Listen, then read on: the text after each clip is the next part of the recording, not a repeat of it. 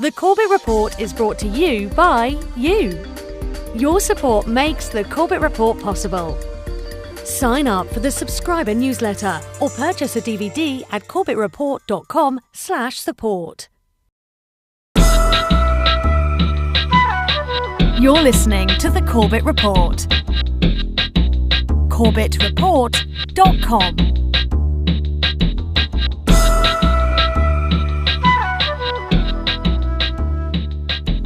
Welcome, ladies and gentlemen, welcome to another edition of the Corbett Report. I'm your host, James Corbett of corbettreport.com, coming to you, as always, from the sunny climes of Western Japan, here on this 5th day of September 2013. Welcome to episode 280 of the Corbett Report podcast. Who was really behind the 9/11 attacks? Well, as we sit here in September of 2013, of course, we are on the cusp of the 12th anniversary of those events of September 11th, 2001. 12 years to investigate what really happened that day. 12 years with which to accumulate information that utterly destroys the official narrative that we are asked to believe that was produced by the 9/11 Commission and other such bodies and official institutions in the wake of those attacks. But it strikes me that as the 9/11 Truth Movement is now turning 12 in many significant respects, it is also a time in which, like any 12-year-old, one starts to think of the ending of childhood and the beginning of adolescence and growing into maturity. And in that time frame, of course, we have to start talking tough and using tough love on a wayward child. And in many respects, that is what the 9/11 Truth Movement, unfortunately, is becoming. As we sit here, again, 12 years after the events of 9/11 2001, if the very best that the 9/11 Truth Movement can muster is to point to the destruction of the towers and to throw in a few token facts such as the Larry Silverstein Pullet comment and couple that with endless internecine squabbling over the destruction of the towers, if that is the best that the 9/11 Truth Movement is capable of, then perhaps it really is deserving of that parody, that strawman argument that is so often used to refute it, that 9/11 Truth is equivalent to thinking that it was Cheney sitting in a bunker with a plunger on 9/11 2001. Because if we cannot actually use the 12 years of research that has now gone on into the events of that day and the people and connections behind it, if we cannot use that research to come up with something more convincing than simply looking at the Twin Towers and the destruction of WTC-7, which, however important it may be, is not the totality of what happened on 9/11. If we cannot move past that, if we cannot point to the real research that has gone on since then, if we cannot muster anything more than a few token facts and sound bites, then we really have signally failed as a movement. Now, that is the bad news. The good news is that there are researchers who have been diligently and patiently and perseveringly working behind the scenes to piece together many of the facts, names, dates, locations, and events that really do tie 9/11 into its historical context through which we can really understand it as the false flag operation that it so obviously is. Now, this is something that, unfortunately, is not getting a lot of attention even within the 9/11 Truth Movement, such that it exists anymore.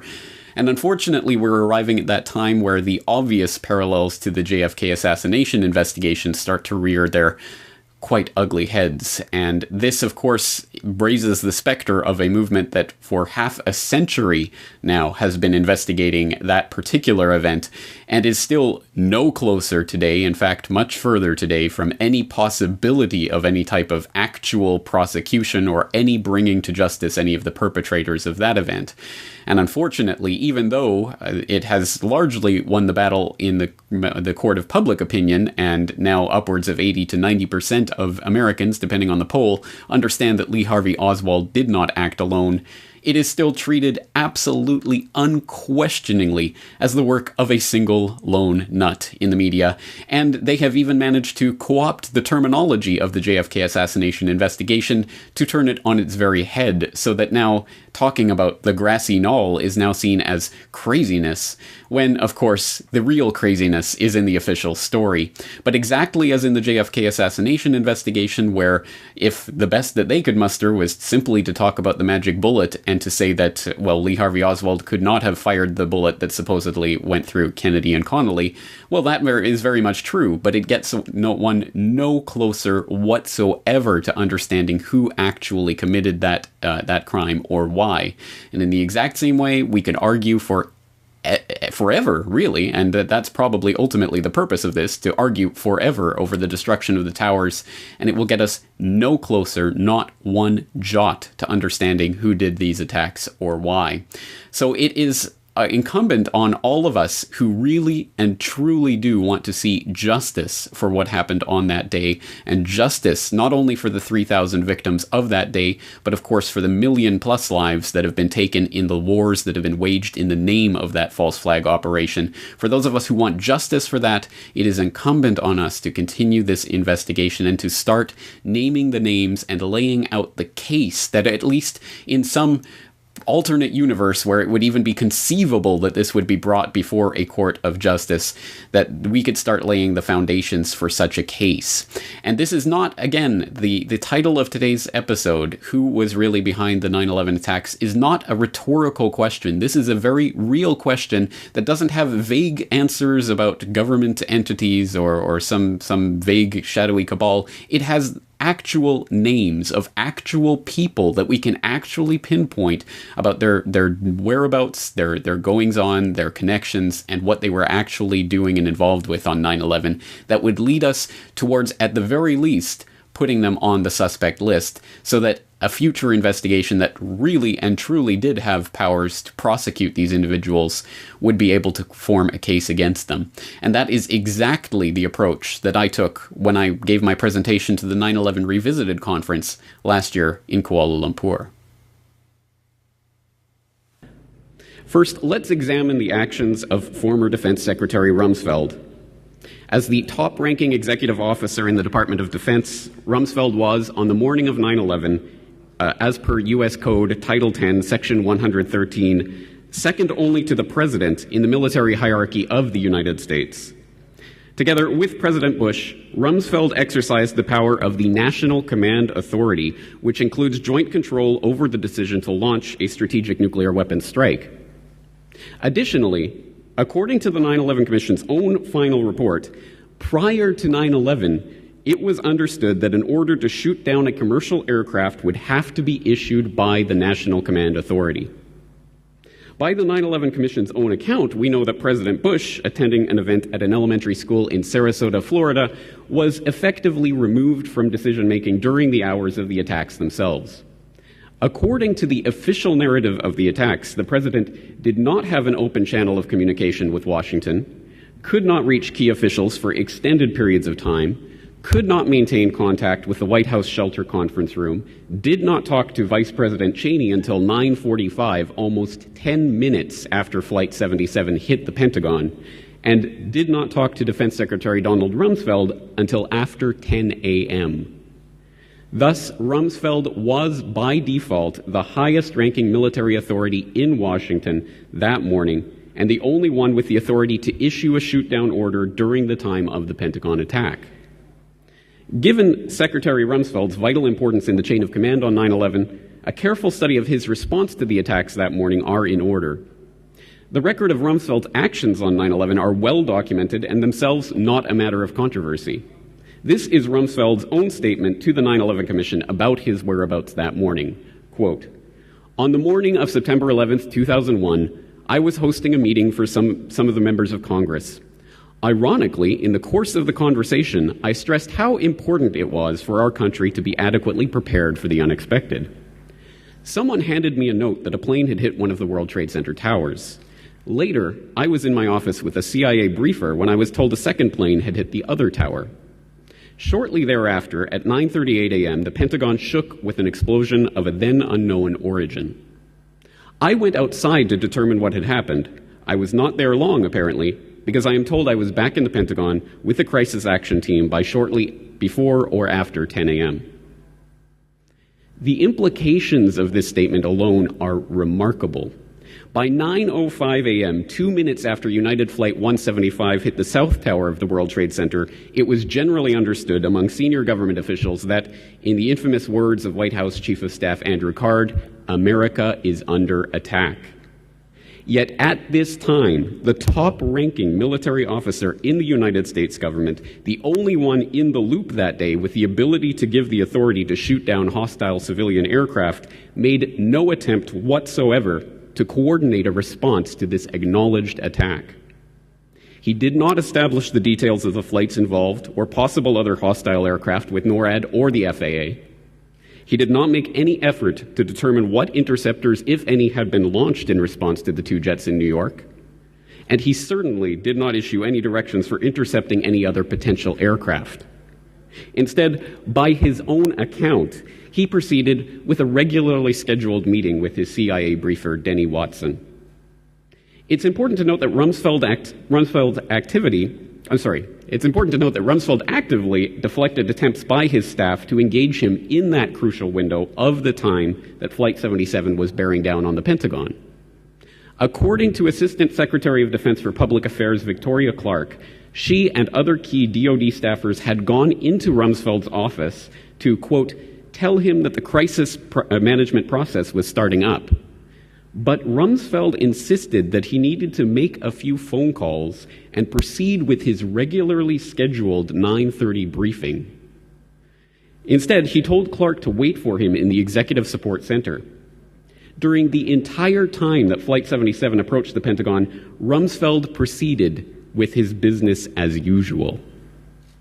During this 35-minute window of time between the second strike on the Twin Towers and the crash of Flight 77 into the Pentagon at 9:38 a.m., the incalculably complex interlocking mechanisms of the most sophisticated defense system in the history of the world sprang into action. Counterterrorism Chief Richard Clark established a video conference to coordinate a crisis response to the attacks. The FAA Command Center issued a ground stop for all air traffic landing or transitioning through New York, Boston, Cleveland, and Washington air centers. The Northeast Air Defense Sector of NORAD launched F-15s to establish a combat air patrol over New York City. Yet throughout it all, the chief executive in command of the United States military in the president's absence sat in his office, giving no outward indication that he was aware of any of these activities, and certainly making no effort to involve himself with any of them. Then, when the plane finally did hit the Pentagon, once again, the most important person in the military chain of command abandoned his post altogether, theoretically jeopardizing himself and demonstrably obstructing the military response to any other potential attackers, to participate in a meaningless photo opportunity on the lawn of the Pentagon, helping first responders to carry the wounded into an ambulance. Secretary Rumsfeld was in his suite of offices on the other side of the building from the impact zone. He felt it, and he immediately was on the attack site within moments, much to the displeasure of his security people, but he did it. And there are pictures of the secretary helping other men carry stretchers of the injured.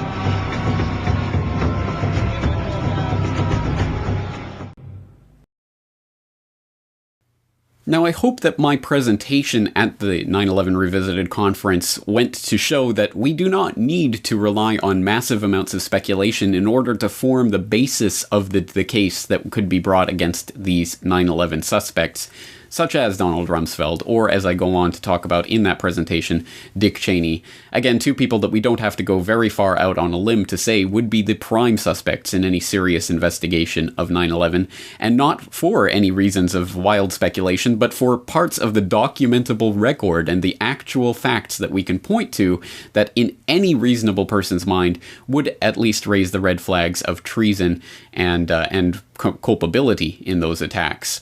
So this is the type of case that we have to construct, and it involves not only names that we are all familiar with, including Donald Rumsfeld and Dick Cheney, more of which you can get from basically any source on the internet, but some of the names that probably, unless you are a diligent 9/11 researcher, you probably have never even encountered. So let's start getting into some of the names that may be a little bit more obscure and starting to look at some of the actual people behind the events of 9/11.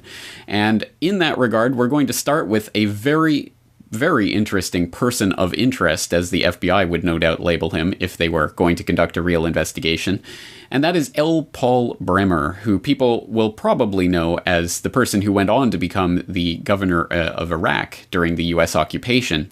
But he had some interesting connections that extended both previous to and after the events of 9/11 itself. And the first place that I'd like to start with our investigation of L. Paul Bremer is to simply note his appearance in the Project Constellation audio from Richard Andrew Grove, which set out Richard Grove's startling and, again, must-listen testimony, if you've never heard it before, about his time with Silverstream Technologies creating and selling software to massive insurance and financial companies like AIG and Marsh & McLennan.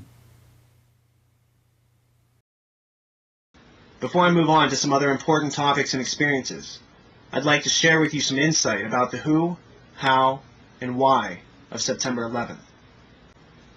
Without getting into the sordid details of why the towers were brought down through controlled demolition and making the connections between the associated risks and costs of asbestos removal and the infamous decision made by the terrorists to take a money-losing operation and turn it into a money-making, never-ending war, I'll offer this sample. First, I would note that L. Paul Jerry Bremer, who was in charge of the coalition reconstruction element of the post-9/11 Hegelian plan being carried out in Iraq, used to work for Heinz Kissinger, better known to the public as Henry. Bremer was also the one who announced the capture of Saddam Hussein, lucky guy, and was responsible for approximately $10 billion unaccounted for in Iraq reconstruction money, which was donated by way of U.S. taxpayers' blood, sweat, and tears. In fact, I've seen the accounting protocols, or rather lack thereof, that went on in Iraq. It's a complete fraud of the American taxpayer. Open, unguarded flatbed trucks with bricks of billions of U.S. dollars out in the open, driving around without anyone keeping track of where they're going or who was receiving the money. But here's what you probably don't know. L. Paul Jerry Bremer's last gig before capitalizing on the Iraq War was at Marsh & McLennan, where Jerry was the CEO of Marsh's Risk Management Collective. You know, it's interesting that no one else has noticed that Marsh was at the heart of 9/11, and despite being woven into almost every aspect of the events, few question Marsh's role in any of it.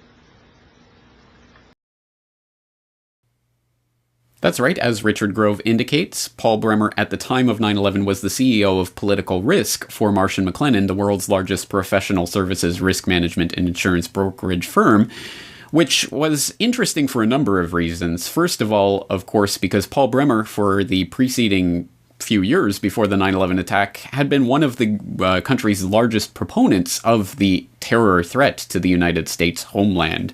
And this comes from his time as one of the people on the bipartisan commission, the National Commission on Terrorism, a blue ribbon panel that was put together by Congress in 1999 to talk about the dangers of catastrophic terrorism in the United States, which issued its final report in June 2000, just a year before the attacks.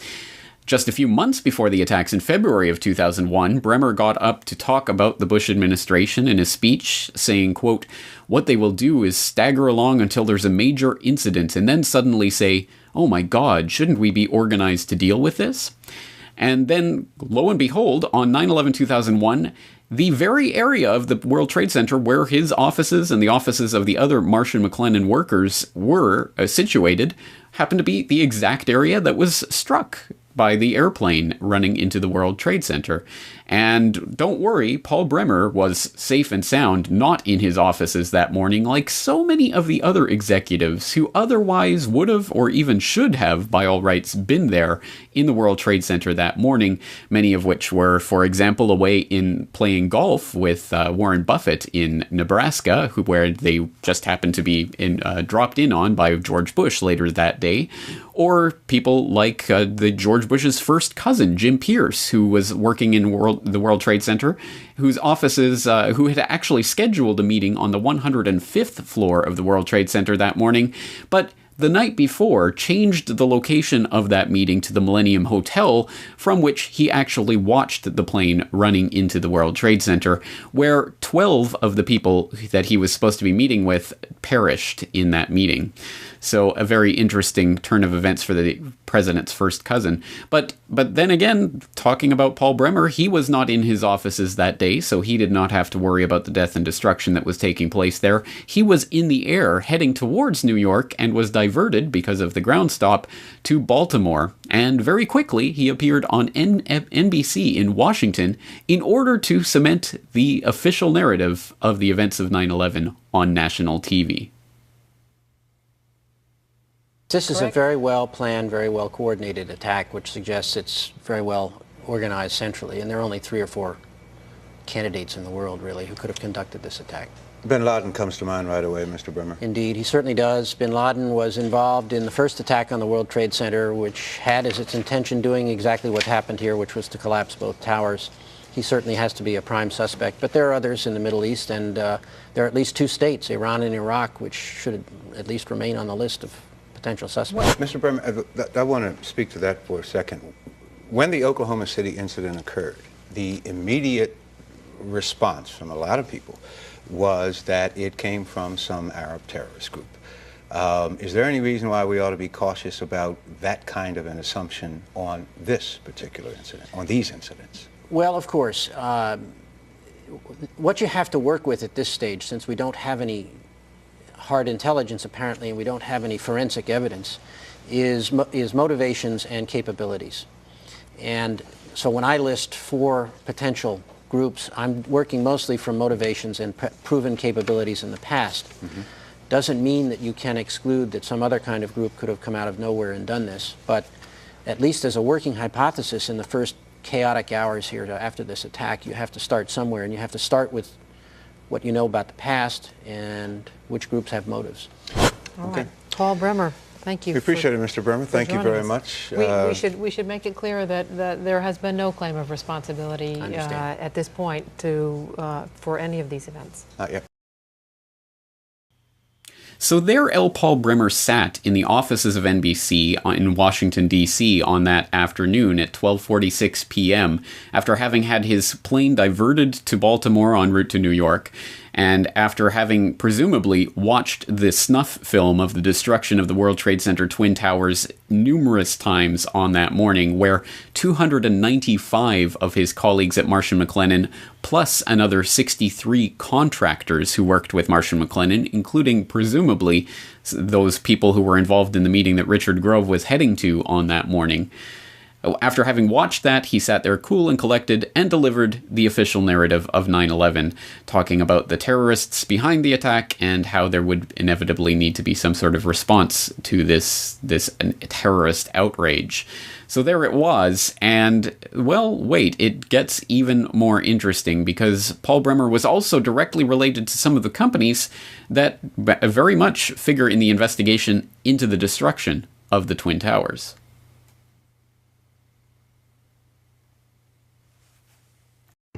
In the impact zone of the North Tower was a company called Marsh & McLennan, which at the time was the world's largest insurance brokerage company. One of Marsh's executives was a guy named L. Paul Bremer, who was also the chairman of the Congressional National Commission on Terrorism from 1999 to 2000, and the U.S. Ambassador at Large for Counterterrorism from 1986 to 1989. Instead of going to work on the day of 9/11 and dying inside the towers with hundreds of his employees, Bremer decided to go on MSNBC and tell the world that Osama bin Laden was behind the attacks and possibly Iraq and Iran, and then he demanded the most severe military response we can come up with. L. Paul Bremer was called away from Marsh in 2003 to become the Iraq occupation governor, a role he has been widely criticized for. So Bremer not only worked inside the buildings, but had offices directly in the impact zone of the South Tower where Flight 175 would hit. He missed work on 9/11 to give us the official story on national television, and went on to be the Iraq occupation governor. You really can't get more connected to 9/11 than that. Oh wait, you can, sorry. I forgot to mention that Bremer was also the former manager for Kissinger Associates. He was a member of the board for Akzo Nobel, the parent of International Paint Company, which produced a fireproofing application for skyscrapers called Interchar. Bremer was also on the International Advisory Board for the Japanese mining and machinery company Komatsu, which at the time had been involved in a joint venture agreement with Dresser Industries, the oil services intelligence front where Prescott Bush Sr. and George H.W. Bush got their start with Neil Mallon. Anyway, the Komatsu Dresser mining division operated from 1988 to 1997, and in July 1996 it patented a nanothermite demolition device that could, quote, demolish a concrete structure at high efficiency while preventing a secondary problem due to noise, flying chips and dust, and the like. What we've just been watching is a clip from the very informative, must-see video 9/11 Conspiracy Solved from 9/11 researcher Jeremy Reese.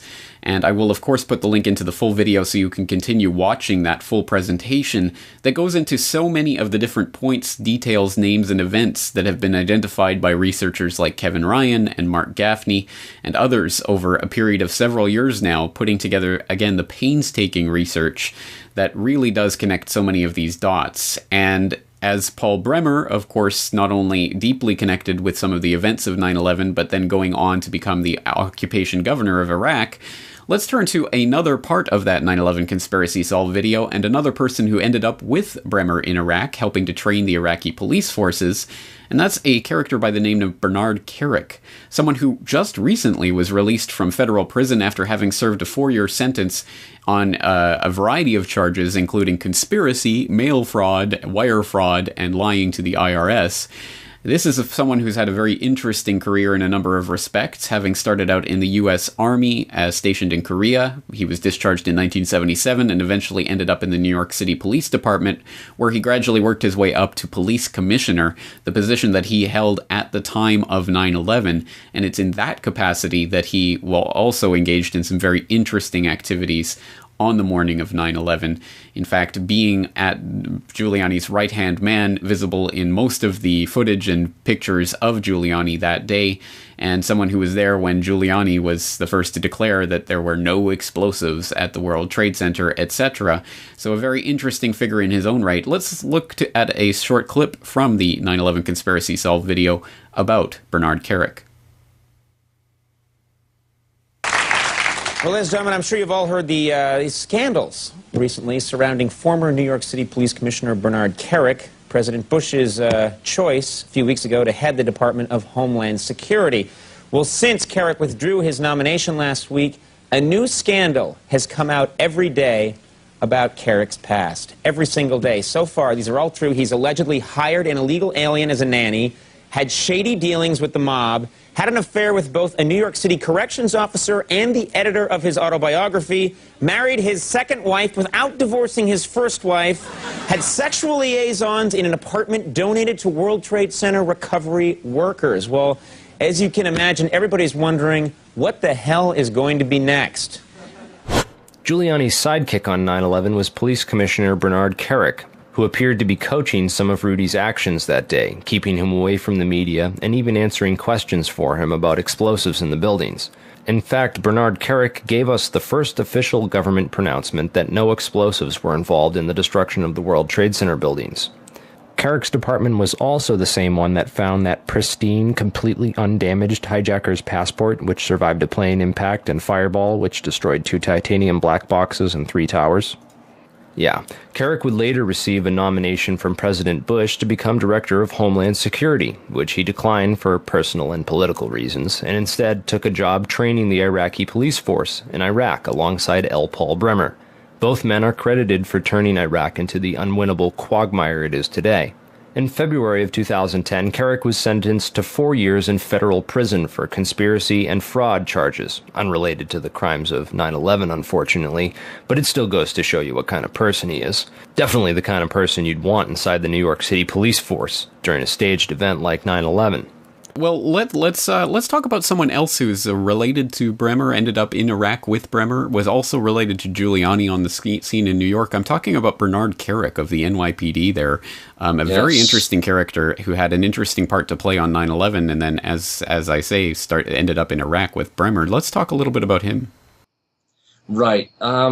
he came from the New York City police chief. I believe he's a good old buddy of Giuliani's, and him and Giuliani go back. I believe he's got a lot of connections to, well, I don't believe it's a proven fact. Heck, there's a documented court case. He just got out of jail, federal prison, not jail. There's a big difference. He just got out of federal prison a few months ago for corruption and conspiracy charges, unrelated to 9/11, but it's related to some of the other business dealings and associates he had while he was New York City police commissioner.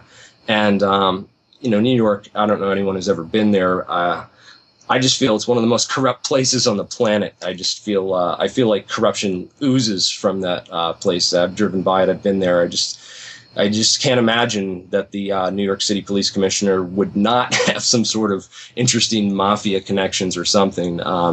And also, Bernard Kerik's department was the ones that found that passport that allegedly came from Satam al-Sakwami's pocket. That he flew the plane through the building with the passport in his pocket, and that it flew through this building and wound up on the street in completely pristine condition, not even singed or burnt or dented or scratched, and yet they couldn't find the titanium black boxes.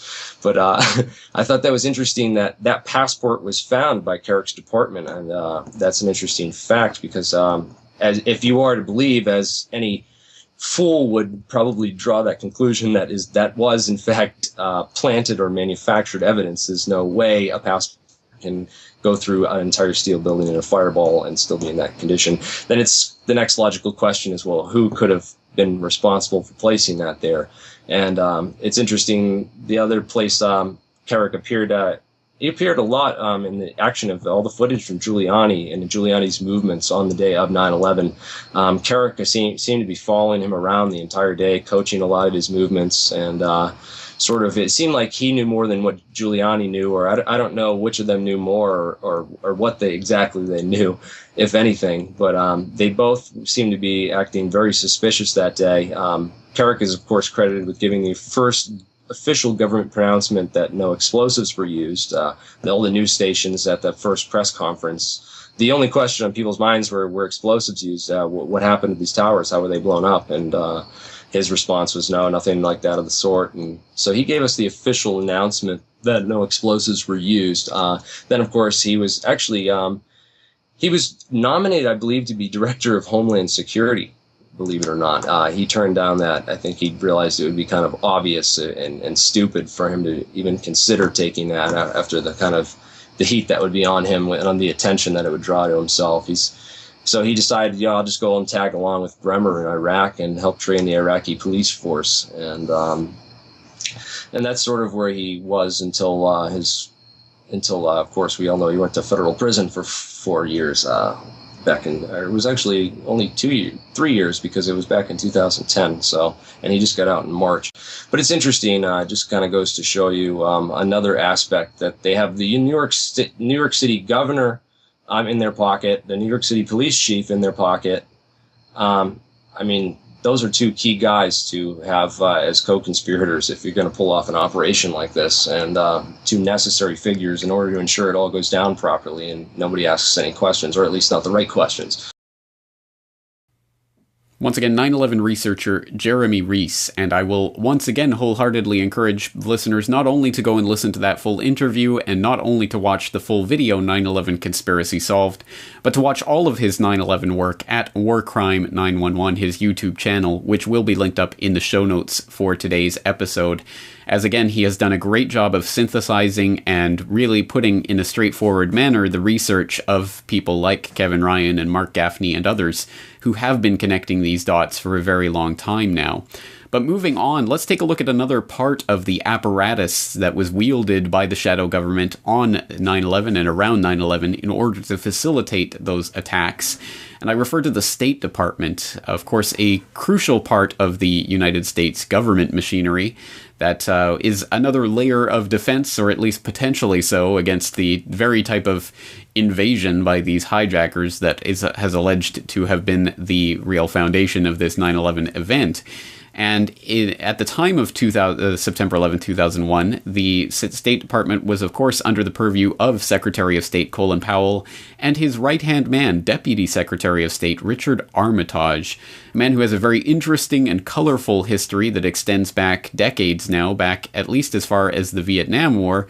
And he has been alleged to have been involved in the drug running and money laundering operations that were such an important part of the U.S. government's involvement in Vietnam. And for more on that history and the history extending out through the BCCI scandal, the Bank of Crooks and Criminals International, and extending into Iran-Contra affair and into the 1990s, for more on that background, I will direct people to an excellent series of posts that appeared on BoilingFrogsPost.com a few years ago by one contributor there that really does go into a great degree of detail about Armitage and his interesting background and connections to the deep state.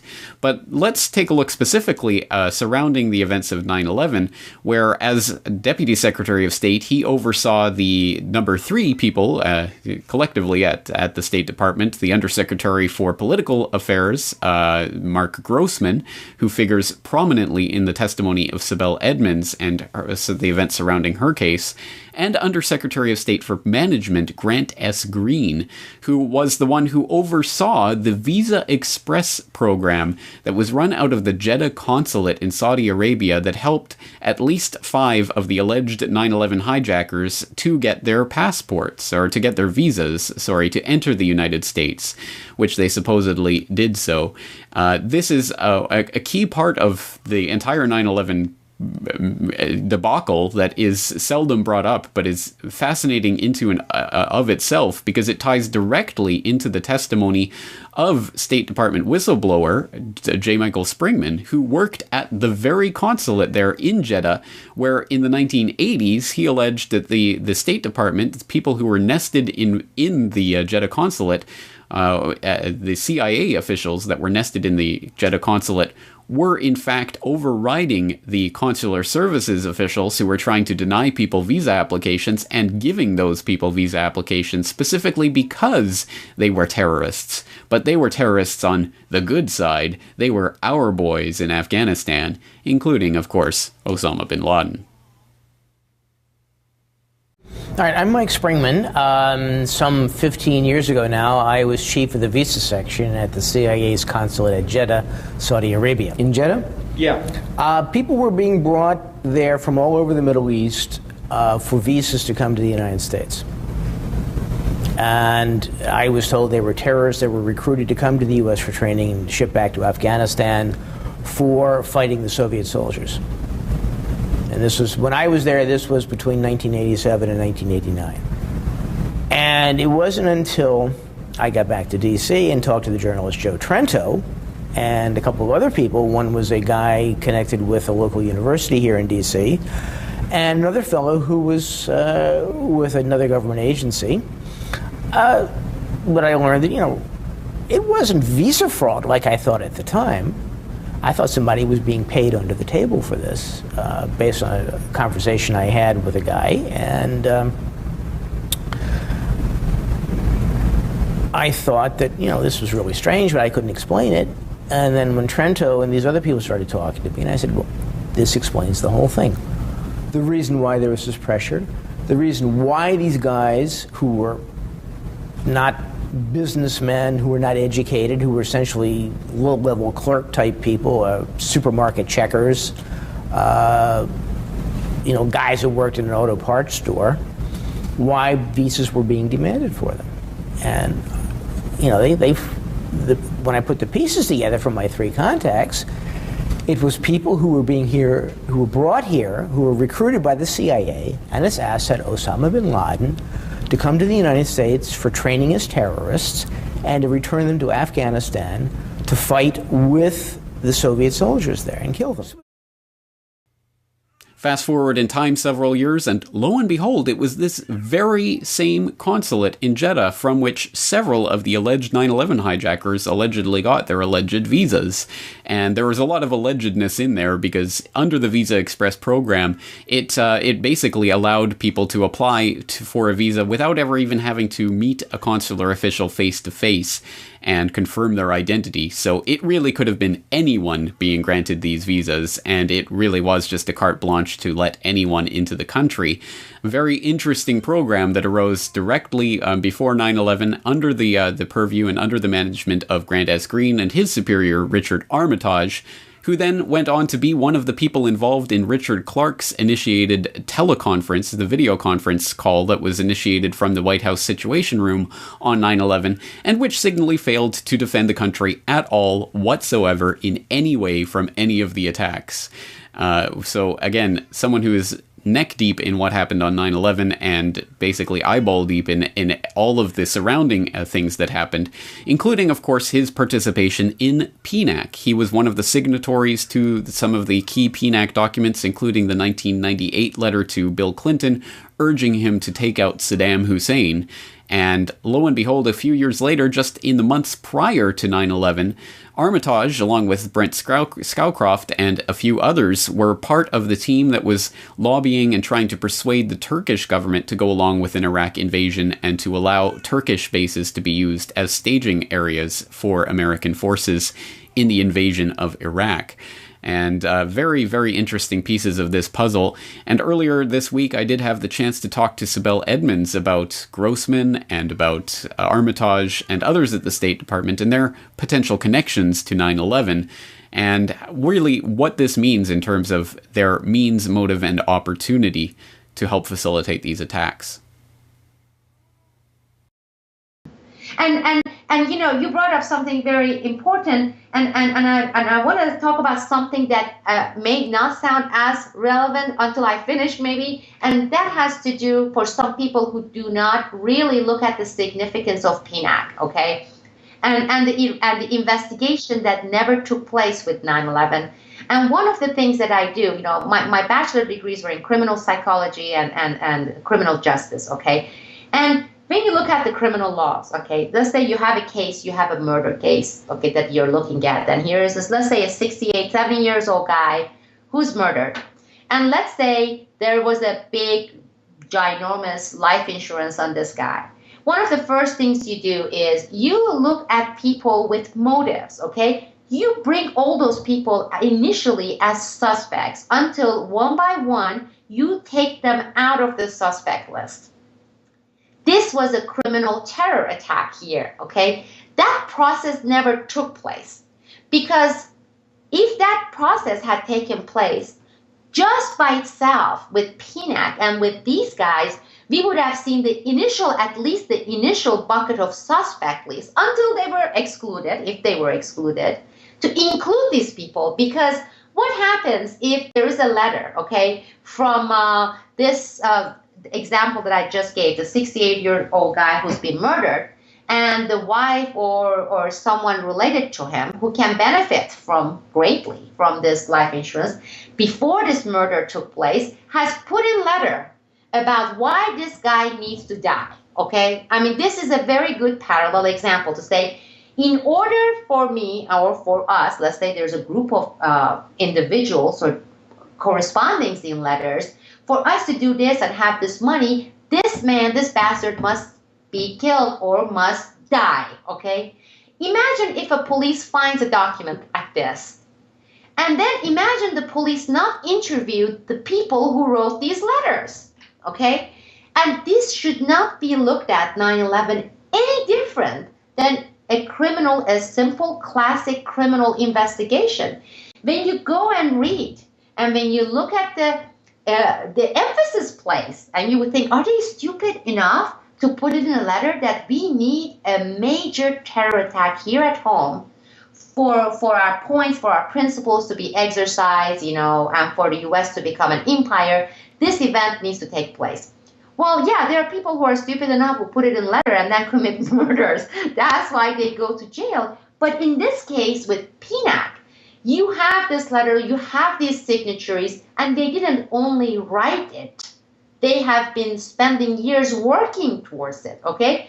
And they not being some people on the sideline. You're looking at people within the United States government. They put together this letter, okay? And they work towards it. And 9/11 happens. and you have the police or FBI or all the other investigative forces not look at these people, even though just initially as suspects, and get to the bottom of it and interview them and interrogate them and look at their background. I mean, let's say they did. They would have seen that meeting, okay, because it's a recorded meeting between Mark Grossman and General Mahmoud. General Mahmoud has already been established as one of the highly likely financiers of 9/11. Here is number 3 guy from the State Department on that day having this breakfast meeting, secretive, mysterious meeting with him. And then you're looking at this guy and his boss. They were signatures and they were the players with PNAC. Why didn't we have these types of investigations? Because even the stupidest police force would have conducted such investigations, and that did not take place. So that's why, people say, oh, again, people are bringing up this whole thing of PNAC and these neocons, but I don't think they are looking at it the right way, or maybe some people are presenting some of these hard evidence facts maybe too complicated. So maybe it is important to because it's pretty simple. You have this letter that is highly suspicious. You have this document, PNAC. You have these players with the means and motives because they're indicating their motives, okay? And the murder, the terrorism, the criminal event has taken place, the same ones that have been sought by these people and have been worked towards. It is pretty simple because with all these criminal cases, and terrorism is a crime, okay? Murdering those people is a crime. And you have to look at it the same way as any criminal investigation, and that is the means. Has there been any, premeditation, the means, the motives, and the beneficiaries? And none of these were ever asked with any of the investigations. Once again, Sibel Edmonds of BoilingFrogsPost.com, making the very obvious point that shouldn't need to be articulated, but unfortunately still does, not only to the purveyors of the official 9/11 government myth, but to members of the 9/11 truth community besides, that means, motive, and opportunity has always been the criteria by which investigators identify the likely suspects in any criminal investigation, and the crimes of 9/11 are no exception to that rule. And in that regard, all of the top-level signatories to the PNAC documents need to be on that suspect list and need to be investigated for their potential role in the events of 9/11, being part of an organization that 1 year before the 9/11 attacks put forth a document calling for a new Pearl Harbor, the very type of new Pearl Harbor that was delivered so spectacularly and so gruesomely just 1 year later. Now let's turn our attention to another absolutely invaluable source that I exhort, or actually I demand that the listeners out there turn to in their own investigations attempting to answer the question that we're putting forward today: who was behind the 9/11 attacks? I'm referring to the research of Kevin Ryan, a tireless campaigner for 9/11 Truth, who sacrificed his own career at Underwriters Laboratories by questioning the official company line that held that the World Trade Center Twin Towers collapsed unproblematically due to fires from jet fuel. And when he refused to go along with that, he eventually lost his position at Underwriters Laboratories. And from that time forward, he has been absolutely relentless in his pursuit of 9/11 Truth, having been not only on the board of architects and engineers for 9/11 Truth and a founding member of Scholars for Truth and Justice of 9/11, being on the committee for the 9/11 Journal of 9/11 Studies, and recently turning his attention to the wider scope, the wider problem of identifying the actual suspects that could be named in any serious criminal investigation of 9/11. And in that regard, let's turn to his latest book, Another 19, in which he attempts to identify the legitimate 9/11 suspects and posits a different 19 from the 19 hijackers armed with box cutters, directed by a man on dialysis in a cave halfway around the world that we were expected to believe did pull off the spectacular, gruesome attacks of 9/11. In this remarkable book, Kevin Ryan goes into an incredible amount of detail outlining the real suspects that we could look at in any serious 9/11 investigation and the reasons why these people are interesting. And everyone that we've talked about so far today, from Donald Rumsfeld and Dick Cheney to Bernard Kerik to others, are named and examined in this book. So I hope that people will go and take a look at this work. It is absolutely essential reading.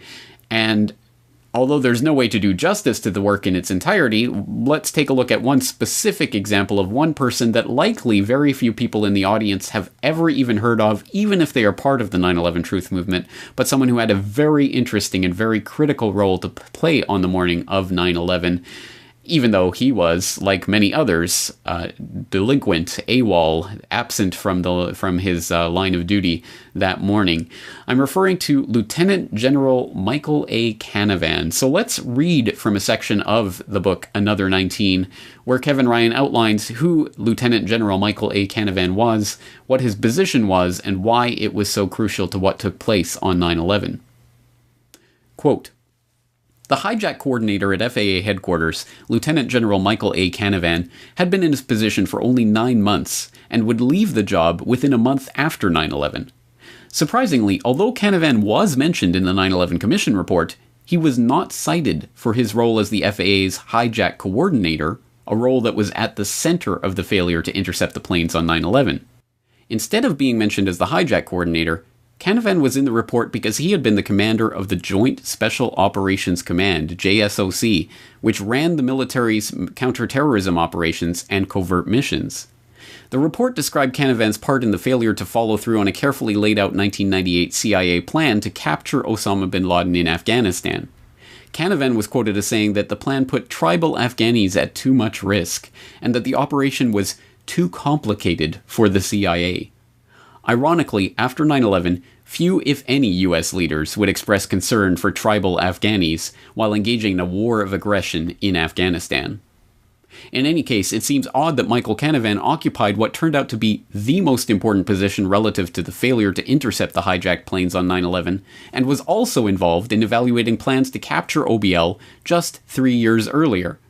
Apart from the coincidence that he was selected as the most qualified person for both of those very different positions, he was also a central figure in these two different reasons why the 9/11 attacks were said to have succeeded.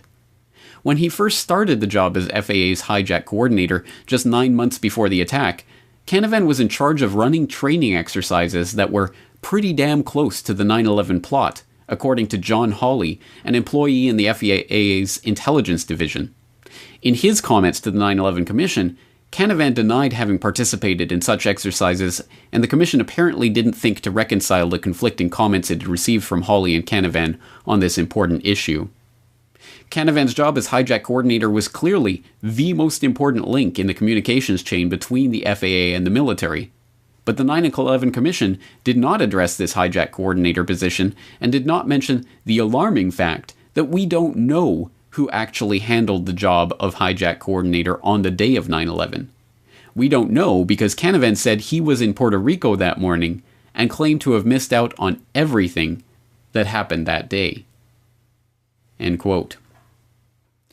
Earlier this month, Kevin Ryan appeared on Guns and Butter with Bonnie Faulkner to talk more about Another 19 and the various suspects outlined in this groundbreaking work, including Canavan.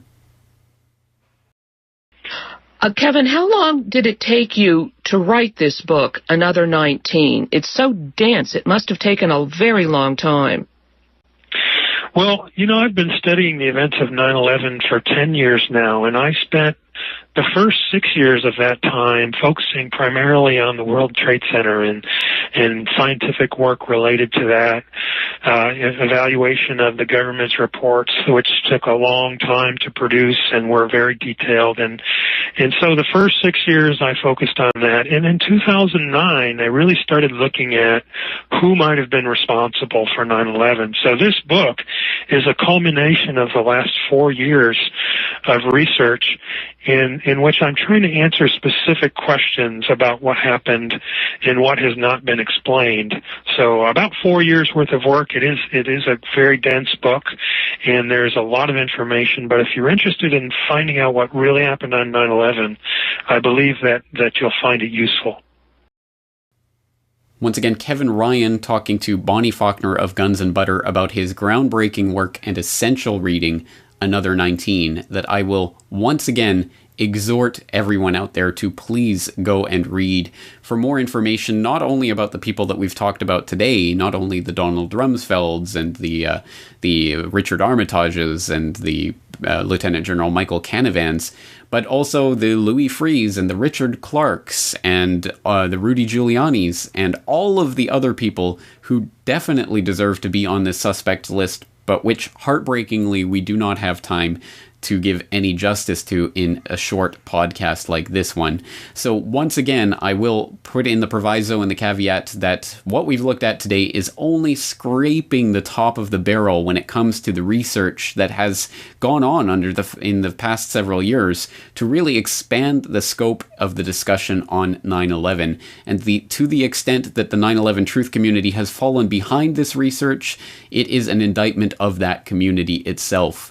Because once again, we are pressing forward, and ultimately I think the goals have to be twofold. The first is to actually achieve justice for 9/11, and we have to believe that there is still a possibility for that to happen.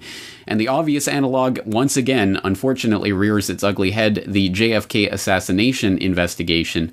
And once again, the obvious analog would be something like District Attorney Jim Garrison stepping forward to start a criminal trial seeking to prosecute someone for the assassination of JFK. And it's the bravery of someone like Jim Garrison that we would really need in this connection to start some sort of criminal proceeding that would have any hope of actually bringing any of these perpetrators to justice or beginning the real criminal investigation that would be able to pry out even more information from the death-like vice grip that this information has unfortunately been under for 12 years now. But at the same time, as I think we do have to strive towards that goal, and we do have to, regardless, do the thankless tasks of putting together this information and the research that would form the basis for any such prosecution, we also have to be very realistic about the possibilities of such a prosecution ever attaining justice through the court system. And again, the analog of Jim Garrison presents probably the best warning of what such an investigation might ultimately end up as we now know that Jim Garrison's investigation was thwarted and hampered by the CIA and the FBI from its very inception. And not only was it infiltrated and spied upon, not only was it derailed by plants within the investigation, but of course many of the key witnesses also went mysteriously missing and or dead during the course of that investigation and that trial. So unfortunately, just as Jim Garrison was derailed, I would be very surprised if any similar court case was not derailed. But that, A, does not take off the responsibility of all of us to continue striving for that justice, and B, perhaps more importantly, in the long run, in the bigger picture, although justice for the events of 9/11 always has to be the front and center of any 9/11 truth movement, but I think secondarily, we also have to understand that we are winning the battle for the hearts and minds of the public. We are winning in the court of public opinion, where the judgment is being made, and now more so than ever, more so than in any other time of history, at least modern political history, the idea of false flag terrorism is part of the mainstream discourse. This is a true victory that has been achieved by the alternative media community generally, and of course the 9/11 truth movement spearheading that understanding, whereas just a few years ago people were almost universally confronted with the question, why would the government attack itself, when positing the idea that 9/11 was an inside job. People no longer need to be brought up to speed on this idea of false flag terrorism, and we see even in mainstream sources now they are forced to confront this idea of false flag terrorism, and with every event that they use to try to shape the political discourse, whether it be a Boston Marathon bombing or a Syrian chemical weapons attack, they are now having to fend off a public that is increasingly skeptical of everything that they do. And this is one of the victories of the 9/11 Truth movement that we really have achieved in the last several years by pressing forward and educating the public about false flag terrorism, about the fact that it does always benefit the power structure for these cataclysmic, catastrophic events to go forward exactly as they have been literally written into the script by the Bremers and others who have warned about these attacks before they occur in the exact way that we were warned about. So again, I will leave it to all of you out there to continue going through the investigation and the research of people like Kevin Ryan and Jeremy Reese and Mark Gaffney and others who have been putting this together over the years, but also, of course, to continue the investigation yourself and to continue connecting these dots, because this is the way forward for 9/11 Truth. It does not lie in endless internecine squabbling over the destruction of the Twin Towers, however spectacular and spectacularly diverting that information might be, no matter how interesting it may be and how useful it may be for bringing others into the movement. At the end of the day, we need to have much, much firmer ground to stand on in order to convince anyone, even ourselves, let alone the general public, of the veracity of our claims. And at the end of the day, that is what 9/11 Truth is and should be about. On that note, we're going to leave things there for today. I am James Corbett of CorbettReport.com, thanking you for joining me for this edition of the Corbett Report podcast and asking you to join me again next week.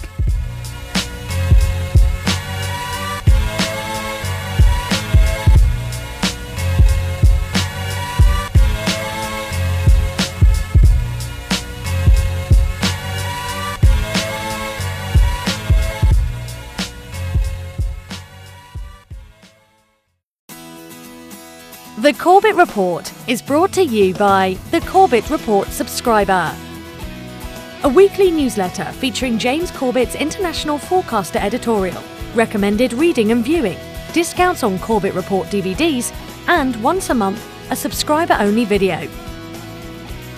Sign up today to start receiving your copy at CorbettReport.com/support.